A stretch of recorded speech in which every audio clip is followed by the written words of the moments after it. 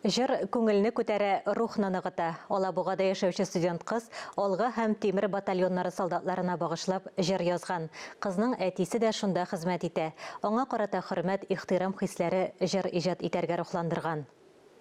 Алға бары гәле дуслар, Тимер юллар узы гәле дуслар, Безнең кебек халык юк дөньяда.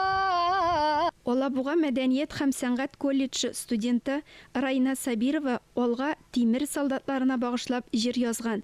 Жырның һәр сүзендә хәзерге вакытта ватанны саклаучы әтисенә һәм батальон солдатларына ярдәм итү сизелеп тора. Алга бары гәле дуслар, Тимер юллар узы гәле дуслар. Райна жырын гаилә бәйрәме әтисе туган көнендә тәкъдим итә. Җәй көне әтисе Олга батальоны волонтерлары сафына чакырыла. Шул чакта кыз әтисенә ярдәм итәргә тели. Шулай итеп, жыр хәрби операциядә катнашучылар өчен рәсми булмаган гимнга әверелә. Әтием, кызым бу жырны язарга кирәк диде. Хәзерге вакытта солдатларга ярдәм йөзеннән бар көчеңне куй. Ул алар өчен ярдәм булыр. Татарстан алар белән бергә. Патриотик жыр тиз арада социаль шелтәрләрдә тарала. Хәзер кызны зур сәхнәдә чыгыш ясау өчен чакырулар да бар. Әлегә жырны хәрбиләр җыелган урыннарда да яңгыраталар. Ләлә Зайнуллина, Валентин Васильева, Максим Бигышев, Татарстан яңалыклары өчен Алабуга шәһәреннән.